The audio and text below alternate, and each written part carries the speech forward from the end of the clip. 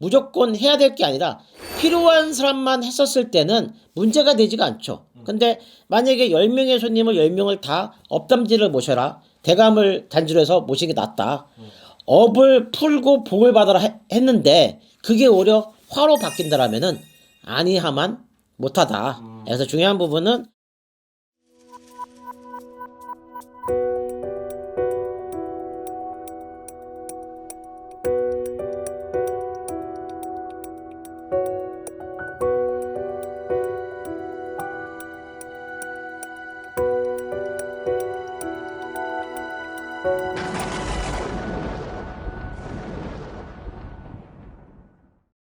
네, 선생님 안녕하세요. 네, 안녕하세요.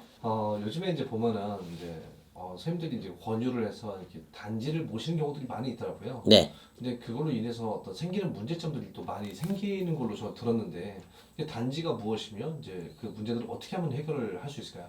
흔히 업대감, 뭐 사업대감, 그 다음에 업단지, 뭐 천존대감, 뭐 또는 천존단지, 뭐 시주단지 이렇게 표현을 하는데요. 다 같은 얘기예요. 사실 이 부분이 굉장히 이제 중요한 의미를 담고 있는데요. 이걸로 인해서 사람의 인생이 좌지우지 될 수도 있습니다. 왜 그러냐면 이제 무속인들 선생님들 입장에서는 사실은 이제 그렇게 함으로 인해서 1년에 한 번씩 뭔가 일을 할 수 있는 기회가 생기는 거예요. 왜 그러냐면 업단지를 모시거나 대감단지를 모셨었을 때 이제 거기에 이제 곡식도 들어가거든요, 당연히.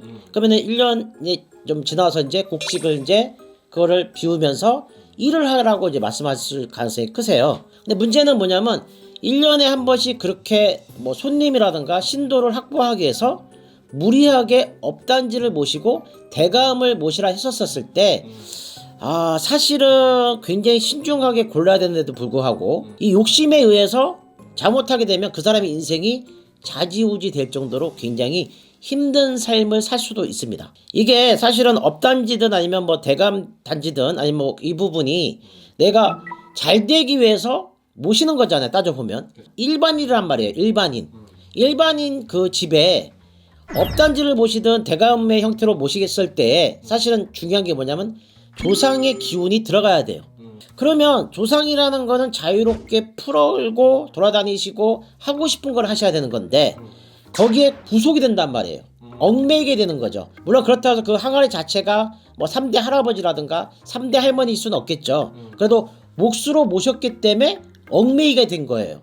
자유롭지 못한 조상이 되시는 겁니다. 그럼 조상님이라는 거는 말 그대로 뭐 우리 딸네 집에 갈 수도 있고 또는 우리 조카 집에 갈 수도 있는데 그렇게 얽매이는 것 자체가 과연 잘한 건가 라는 의문도 들고요.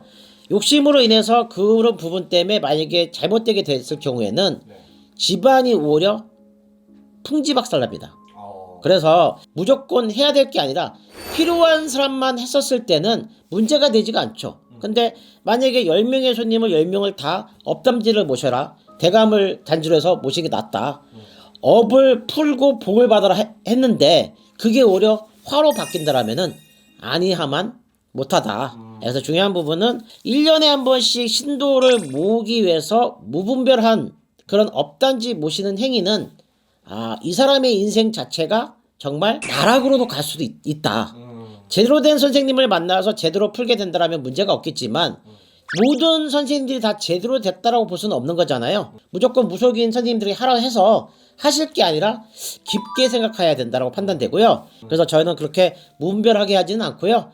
필요한 사람은 해드리긴 합니다. 그래서 중요한 건 뭐냐면 신령님 말씀에 중요한 부분에는 욕심을 사실은 버리라는 말도 포함되어 있으세요. 무속인이 만약에 욕심을 버린다라면은 인생이 잘못되고 나쁘게 된 사람들은 거의 사라질 거라고 판단되시고요. 이제 봄이 오는 그 길목에서 이제 우리는 희망의 씨앗을 품고 열심히 살다 보다면 잘 살 수 있는 삶이 될 거라고 틀림없이 의심하지 않습니다. 벼락당했습니다.